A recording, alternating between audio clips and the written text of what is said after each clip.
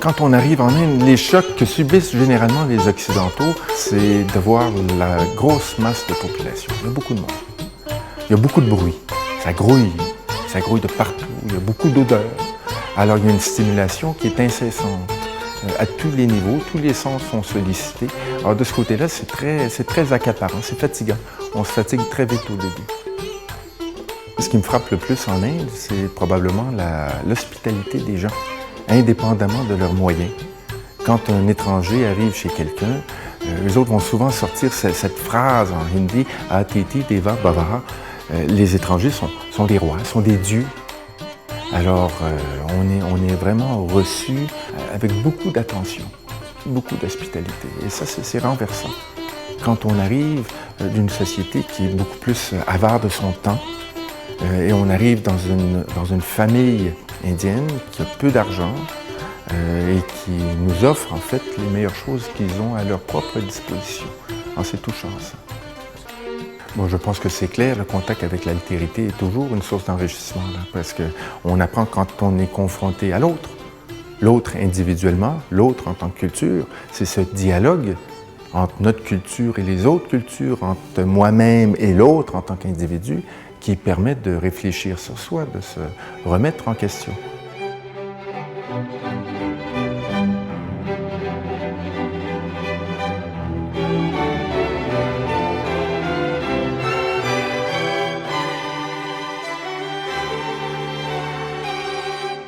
Ah, ben santé, hein? Donc, Mathieu Boisvert, vous êtes professeur en sciences des religions à l'UQAM, spécialiste de l'Inde, et vous dirigez le Centre d'études et de recherche sur l'Inde et l'Asie du Sud.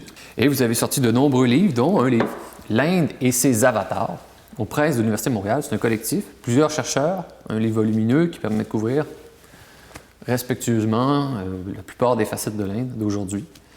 Et si je commençais par vous poser une question, vous êtes spécialiste quand même de l'hindouisme, et vous dites que l'hindouisme, c'est peut-être la religion la plus complexe à étudier. Bien, parce que d'une part, l'hindouisme n'existe pas. C'est une conception qui a été créée par les puissances extérieures, coloniales, qui sont présentées en Inde. Et par puissance coloniale, ce n'est pas seulement les Britanniques, les Français, les Portugais, mais aussi les musulmans et les Grecs au IIIe siècle avant l'ère chrétienne, qui sont rentrés sur le territoire indien. Eux autres ont trouvé une tradition, ou en fait des traditions qui étaient radicalement différentes de la leur, puis ils ont construit ces traditions comme en n'étant qu'une seule, et a été nommée au 8e siècle par les envahisseurs perses qui rentraient sur le territoire. Ça a été nommé par le nom de la rivière qu'ils ont traversée, la rivière Indus. Et de Indus, c'est devenu Hindus, hindous. Alors ce sont les hindous qu'on retrouve sur ce territoire sud-asiatique.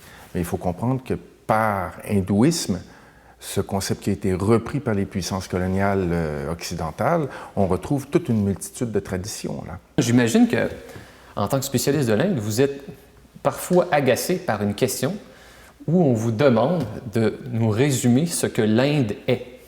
Parce que l'Inde, c'est sans doute le pays le plus complexe, ou un des pays les plus difficiles à résumer, parce que c'est beaucoup plus qu'un pays. L'Inde, c'est une civilisation à l'intérieur d'un seul pays. Exactement. Bien, c'est un peu la même réponse que je vous donnerais par rapport à l'hindouisme, dans le sens que l'Inde est une fiction contemporaine. Ben non, c'est une réalité géopolitique, là, mais c'est artificiel, c'est-à-dire c'est une réalité qui a été créée en 1947, lorsque les Britanniques ont décidé de se désengager politiquement de l'Asie du Sud et qu'il y a eu création du Pakistan, Pakistan oriental, occidental et de l'Inde. Mais cette Inde qui a été créée en 1947, c'est 527 royaumes princiers indépendants qui sont retrouvés du jour au lendemain à l'intérieur d'une même réalité politique. Alors c'est une diversité. L'Inde contemporaine est une mosaïque de cultures. En Inde, en soi, il y a 22 langues qui sont parlées distinctes. Là, on ne parle pas de dialecte, c'est des langues. Et dans le sud de l'Inde, il y a différentes familles linguistiques ici. On parle de familles, c'est énorme, là. Dans le sud de l'Inde, le tamoul, le telugu, le kannada, le malayalam appartiennent à une famille dravidienne, alors que le nord de l'Inde, on retrouve des langues telles le hindi, le bengali, le punjabi, qui appartiennent, elles, plutôt, à la famille indo-européenne. Le français, l'allemand, l'anglais sont des langues indo-européennes. Alors le français est beaucoup plus près du hindi que le hindi du tamoul ou du malayalam. Alors ici, il faut comprendre cette diversité. On a deux grandes familles linguistiques qui sont distinctes les unes des autres. Mais Gandhi était une des figures de l'indépendance de l'Inde. Il était aussi en faveur de la tolérance religieuse. Est-ce que l'héritage de Gandhi est sérieusement menacé? Bon, je respecte beaucoup la figure ou le personnage que Gandhi incarne en termes de tolérance religieuse. Il a permis également aux Indiens d'obtenir une indépendance face aux puissances coloniales, je dirais aux Indiens, aux Pakistanais. Mais il y a une erreur par rapport à Gandhi, c'est que Gandhi s'est influencé, toute la philosophie et la démarche de Gandhi était grandement influencée par des concepts philosophiques qui étaient enracinés dans l'hindouisme, dans le sanskrit, la langue sacrée des hindous. Okay? Les concepts en soi étaient bons, sont tout à fait légitimes, mais ça a allumé ou ça a incité une ferveur hindoue à l'intérieur du discours de Gandhi. Gandhi lui-même n'était pas pro-hindou, anti-musulman. Il voulait fédérer les différentes populations qui se trouvaient sur le territoire sud-asiatique pour créer une Inde unie et diversifiée. Mais par la suite, rapidement après la mort de Gandhi, et justement Gandhi a été assassiné par un fondamentaliste hindou, là. Par la suite, certains concepts de Gandhi ont été appropriés par des instances ou des factions politiques nationalistes. Et je pense que si Gandhi avait pris des concepts qui étaient un peu plus neutres, les mêmes idées, mais avec des concepts qui étaient religieusement neutres, l'Inde aurait, je crois, une situation assez différente présentement. Le sort des minorités en Inde est un enjeu, comme partout dans le monde. Il y a des minorités assez impressionnantes, elles sont assez nombreuses. Hein? Il y a des Tamouls et il y a aussi des musulmans. Il y a environ 150 millions de musulmans en Inde, ou un peu plus. Un peu plus. Il y a à peu près 20%, on arrondit, 20% de musulmans ou 18,5% de musulmans en Inde. Sur 1,2 milliard de personnes, ça fait quand même... peut-être 200 millions. À peu près, un peu plus. Donc 200 millions de musulmans, c'est une minorité dans un pays. C'est quelque chose, c'est complètement démesuré comme perspective. Est-ce que, je pose une question assez large, mais les relations interethniques en Inde, est-ce qu'elles sont sur la bonne voie ou est-ce que ça dégénère? Bon, c'est complexe et il faut faire attention également à ce que les médias rapportent de la situation actuelle en Inde. Et les médias indiens, tout comme les médias occidentaux. Les médias occidentaux s'approprient ou diffusent en fait les nouvelles qui sont couvertes par les médias indiens. Là. Mais souvent on dit que la tension entre les hindous et les musulmans monte, les scandales ou les confrontations qui sont mises de l'avant. Mais il faut comprendre une chose, c'est que la population hindoue sur le territoire sud-asiatique, tout comme la population musulmane, est présente, vit ensemble. Il y a un vivre ensemble qui est présent depuis à peu près 12 siècles. Et ce sont ici, dans des villages, des familles qui cohabitent. Il y a une réalité de cohabitation qui est présente à l'intérieur des structures de villages même. Alors oui, il y a des confrontations. Oui, la tension augmente et continue à augmenter depuis 1947. Parce qu'il faut comprendre que le mythe constituant de l'Inde et du Pakistan, c'est justement la séparation de l'Asie du Sud. Et c'est dévastateur, ça. 10 millions de déplacés, okay? C'est le plus grand déplacement que la planète a connu en une période aussi petite. 1 million de personnes qui ont été tuées pour la création de ces deux pays que sont le Pakistan oriental et occidental à l'époque et l'Inde.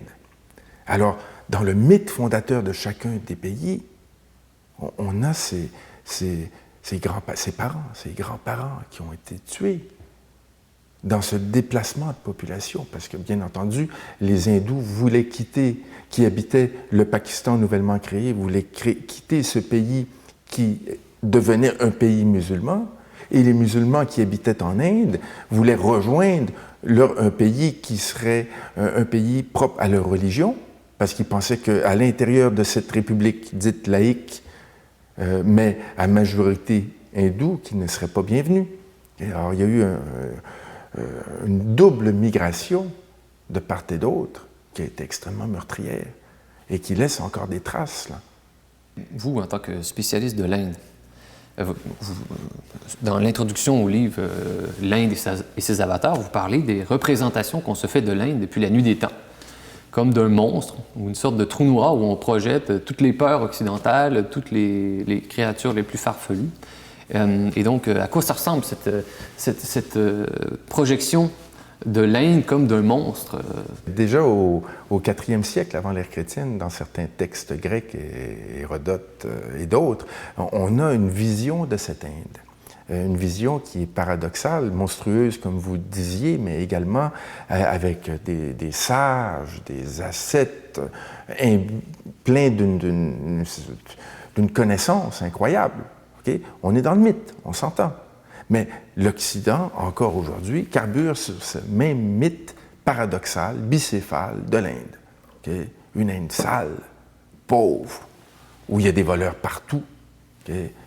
Avec plein de corruption, d'une part, et une autre Inde où on va méditer, où il y a des sages, la religion est présente, une Inde mystique, où tout est beau. Alors il faut sortir de cette vision dichotomique de l'Inde, et essayer de l'aborder pour ce qu'elle est. Okay? Et elle est multiple. Okay? Et cette multiplicité, bien entendu, peut toucher chacun de ces deux extrêmes.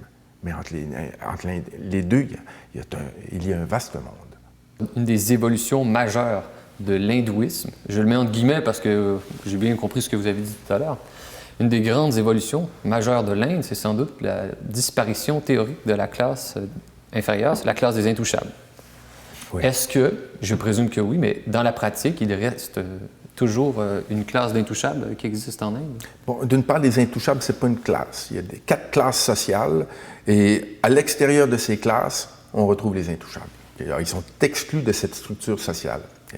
Avec Gandhi et dans la Constitution indienne, on dit clairement que l'intouchabilité, ou ces Harijan, ce peuple de Dieu, comme aimait les nommer Gandhi, c'est quelque chose qui est illégal. On ne peut pas discriminer, de faire de discrimination par rapport à la classe, ou par rapport à ce statut de non classé, si on peut dire.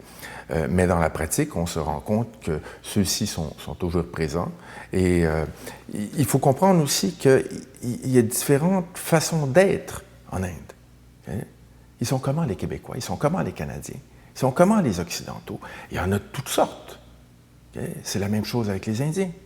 Il y a des Indiens qui militent riches, qui sont brahmanes, qui peuvent être en haut de cette structure hiérarchique, qui vont militer contre le système de classe, contre le système de caste qui est différent, qui vont tenter de favoriser comment dit-on, l'ascension sociale de ces Harijan, alors qu'il y en a d'autres qui sont toujours conditionnés par cette ancienne structure sociale qu'on peut retrouver tant dans des villages ou dans les grandes villes, okay, d'une part. D'autre part, à l'intérieur des structures sociales plus formelles, dans la fonction publique, dans le système universitaire, il y a un certain quota qui est réservé pour les intouchables, également pour les Adivasi. Adi, origine, Vasi, les habitants. Alors, ces peuples autochtones qui ne sont pas ou qui n'étaient pas tout au moins hindous, qui ne sont pas dans cette structure sociale et jusqu'à un certain point qui sont à l'extérieur et par le fait même pratiquement considérés comme intouchables parce qu'ils ne sont pas définis. Alors il y a des quotas dans la fonction publique, au Parlement indien, dans les universités, qui sont mis de côté pour favoriser, c'est une discrimination positive ici, pour favoriser l'accès à l'éducation, l'accès à la fonction publique, à ces minorités qui, traditionnellement, sont ou étaient ostracisées. Donc, on a parlé des castes ou des classes sociales en Inde. Et peut-être une des transformations majeures de l'Inde depuis les 50 dernières années, c'est l'apparition de l'économie de marché, la libéralisation de l'économie. Est-ce que l'économie de marché menace la structure des castes et des classes en Inde? Dans le sens où il y aurait des gens qui seraient peut-être des intouchables, qui deviendraient plus riches que les gens des hautes classes sociales. Bon, il faut comprendre que ces classes n'ont pas nécessairement de lien avec le statut économique des individus. Ce sont deux choses distinctes. Et il y avait déjà des intouchables, comme les gens qui sont responsables d'incinérer les cadavres à Bénarès, qui constituent en fait la famille la plus riche de Bénarès. Ah oui? Alors, il y a des intouchables qui ont accès à un pouvoir économique qui peut être supérieur au pouvoir économique qu'ont des classes plus élevées. Le statut de classe ici est un statut qui est en lien avec la notion de pur et d'impur et non pas avec l'argent que fait ces individus-là. Mais d'autre part, votre question est super intéressante parce que oui, l'économie de marché a une incidence directe sur cette ancienne structure sociale. À partir de 1991, l'Inde se libéralise de façon radicale. Avant, l'économie indienne était totalement fermée. En 1991, on commence à avoir l'apparition de multinationales présentes sur le territoire indien. C'est-à-dire qu'avant 1991, McDonald's, Coca-Cola n'étaient pas présentes. Alors, à partir de ce moment-là, les multinationales qui rentrent sur le territoire apportent également avec elles toute une stratégie de mise en marché. Okay? Et il y a la télévision aussi occidentale qui rentre sur le territoire indien. Avant, tout était produit à l'interne. Alors, les Indiens, à partir de ce moment-là, ont accès de façon beaucoup plus flagrante à toute la culture occidentale, de par les stratégies marketing d'une part, mais également de par la télévision, la radio. Et ça vient, bien entendu, contester, ou pas contester, mais ça vient remettre en question cette culture au sein de laquelle il y avait une ancienne structure sociale. Alors là, l'Inde est en pleine transformation depuis 1991. C'est incroyable les changements qu'on retrouve sur le plan économique, mais également sur le plan social, sur le plan familial. Au fond, est-ce que l'Inde s'américanise de manière irréversible? Est-ce qu'il y a une occidentalisation profonde qui s'opère en Inde? Je dirais qu'il y a une modernisation qui prend place en Inde. C'est-à-dire que l'Inde se modernise, l'Inde s'approprie cette modernité qui s'est développée en Occident, bien entendu. Or, avec ceci, inévitablement, il y a une influence occidentale qui déteint sur l'Inde, mais il faut comprendre que l'Inde vient à s'approprier cette modernité qui est d'origine occidentale et vient à devenir moderne à sa façon. Mais elle est en devenir. Okay? Ça fait à peine 30 ans que l'Inde a une économie de marché qui est ouverte au monde occidental. Alors, il faut lui donner le temps de se moderniser et de se composer cette nouvelle identité qui vient à allier ce qu'elle était avant et de ce qu'elle projette devenir. Okay? Mais là, encore, on est dans des visions dichotomiques, là. Une Inde ancienne et une Inde future, alors que ces Indes sont toujours multiples. Et même dans cette Inde future, il y a toujours un clivage fondamental entre des classes qui sont plus riches que d'autres, qui ont accès à l'éducation, et d'autres qui n'ont pas accès au pouvoir, qui vivent dans des milieux ruraux où leurs enfants n'ont pas nécessairement de futur devant eux. Là. Alors, il faut s'assurer d'essayer que l'ensemble de la population indienne, et on parle d'1,2 milliard de personnes, avec d'ici 15 ans, 40% de la population qui va avoir en deçà de 30 ans, bien, il faut que ces jeunes Indiens aient quelque chose à projeter pour le futur, qu'ils aient un espoir. Autrement, l'Inde est perdue, l'Inde va éclater. Et je vous relance là-dessus, vous venez d'aborder la démographie, 1,2 milliard d'habitants, et on dit, selon ce qu'on lit dans votre livre, 200 millions d'habitants de plus par décennie environ, étant donné l'allongement de la vie et le taux de natalité un peu supérieur au taux de renouvellement de la population. Est-ce que l'Inde est une bombe à retardement pour elle-même et pour le reste de l'humanité ou du monde? Je dirais que ça dépend comment le pays vient à composer avec sa réalité. C'est une réponse qui est très vaste, là. Mais il y a des problèmes majeurs auxquels l'Inde fait face présentement. Et selon la solution qu'on amène à ces problèmes, ça va faire que l'Inde va pouvoir continuer à évoluer, à se déployer et probablement à croître et devenir une puissance mondiale. C'est un joueur politique et économique qui est déjà très important, ou que l'Inde va éclater. Quels sont ces problèmes? Premièrement, la pollution. Okay? Qu'est-ce qu'on fait? Comment l'Inde gère ses déchets? Okay? Alors, il n'y a pas de gestion qui soit présentement efficace en Inde. Et quand on parle de déchets, on parle bien entendu de déchets chimiques, mais aussi de restes humains, les déchets humains. Là. C'est majeur. Il y a une grande partie de la population indienne qui n'a pas accès aux toilettes, là. Et ça se déverse dans des fleuves, dans les cours d'eau. Et ça a une incidence sur la santé des gens. C'est grave. Okay? Alors ça, c'est un des problèmes. L'autre problème, c'est, comme je disais tout à l'heure, c'est l'éducation. Il faut que ces jeunes, 30%, 40% dans 20 ans de la population indienne va avoir en deçà de 40 ans, en deçà de 30 ans, excusez-moi, bien, il faut que ces jeunes-là soient éduqués. Il faut qu'ils puissent se projeter dans un futur. Mais cette éducation n'est pas assez. Là, ça nous amène à un troisième problème. Il faut qu'il y ait des emplois pour ces jeunes. Surtout s'ils sont éduqués et qu'ils sont capables de mettre en contexte leur propre savoir, bien, ils vont être conscients qu'ailleurs dans le monde, il y a un niveau de vie qui est bien au-delà des leurs. Mais même les gens qui sont non éduqués en Inde savent ça, là, en regardant des séries télévisées comme Dallas, qui sont extrêmement populaires en Inde. Et quelles projections ont-ils par rapport à l'Occident? Alors, il faut qu'ils puissent non seulement avoir un rêve, mais qu'ils puissent assouvir leurs aspirations en tant qu'individus, en tant que famille, en tant que collectivité sociale. Vous avez aussi parlé de la persistance des traditions en Inde. C'est quand même un pays patriarcal. Et comment l'Inde réussit à gérer les nouveaux problèmes de la diversité, comme les orientations sexuelles, les homosexuels et même les transgenres? Bon. L'homosexualité est toujours illégale en Inde. Ça date d'une loi de 1867, je crois, une loi britannique victorienne qui est toujours là, et c'est entre les mains du gouvernement de transformer ceci. En décembre 2013, la Cour suprême tranchait à nouveau sur cette demande de groupes homosexuels pour légitimer leur orientation sexuelle. Et la Cour a dit, nous autres, on a les mains liées, la loi, elle est là. Alors, c'est aux législateurs, c'est au gouvernement de changer ceci. Maintenant, c'est un parti d'extrême droite nationaliste hindou qui est au pouvoir, le BJP. Je serais étonné que celui-ci transforme la législation.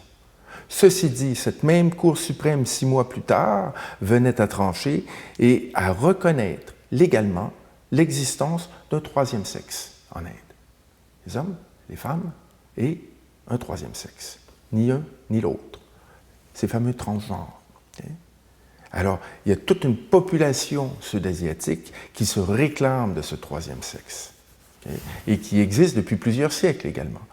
Ces transgenres qu'on nomme dans le nord de l'Inde les hijras, il faut faire très attention et ne pas projeter notre propre catégorie de transgenres là, sur ceux-ci, celle-ci plutôt. Oui, ce sont des hommes qui s'habillent en femmes. Okay, le mouvement est dans un sens seulement, à l'intérieur de cette catégorie traditionnelle. Je ne veux pas dire qu'il n'y a pas de femmes dans l'Inde contemporaine qui viennent à assumer d'identité masculine. Okay? Mais cette catégorie qui existe, qui est reconnue socialement depuis plusieurs siècles en Inde, c'est les hommes vers cette identité féminine. Et ce qui est particulier par rapport à cette communauté, c'est que c'est un groupe uni, il faut être initié, il faut subir un rituel d'initiation pour rentrer à l'intérieur de la communauté.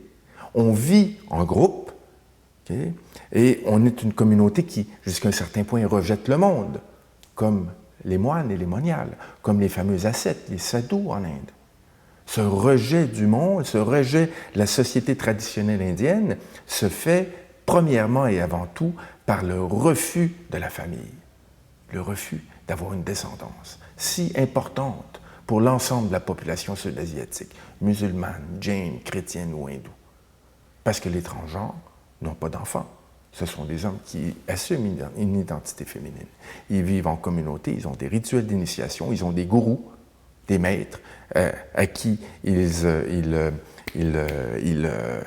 vouent une obéissance totale, un peu comme l'abbé dans les monastères chrétiens, bénédictins ou autres. La première règle, c'est l'obéissance à l'abbé, l'obéissance au gourou. Alors, ce qui est intéressant, c'est qu'à l'intérieur de ces communautés qui sont définies en grande partie par leur orientation de genre, par leur identité de genre, on retrouve énormément de structures, ou on retrouve une structure semblable plutôt, qui est extrêmement semblable à la structure ascétique hindoue, d'une part. Et d'autre part, à l'intérieur de ces mêmes communautés de hijra, ou de transgenres, entre guillemets, qui rejettent la société, on retrouve cette structure sociale qu'ils ont elles-mêmes plutôt rejetée. c'est-à-dire cette famille qu'ils ont refusé d'avoir, ils viennent à la recréer au sein de leur propre communauté. Leur gourou devient leur maman. Toutes les disciples de leur gourou deviennent leurs sœurs. Et les disciples qu'elles vont elles-mêmes avoir vont devenir leurs enfants. Alors on rejette la société, on rejette la structure familiale, mais on vient à la reproduire au sein de notre communauté ou d'une communauté distincte. Mais est-ce que ça va vraiment bouleverser l'Inde? Parce qu'il semble que ce soit une pratique qui existait depuis longtemps, donc la Cour ne fait que officialiser quelque chose qui existait déjà. D'une part, c'est une communauté qui était ostracisée aussi. Okay? Le seul revenu que ces hijras pouvaient avoir, c'est d'une part le travail du sexe ou la bénédiction des nouveaux-nés, des nouveaux mariés.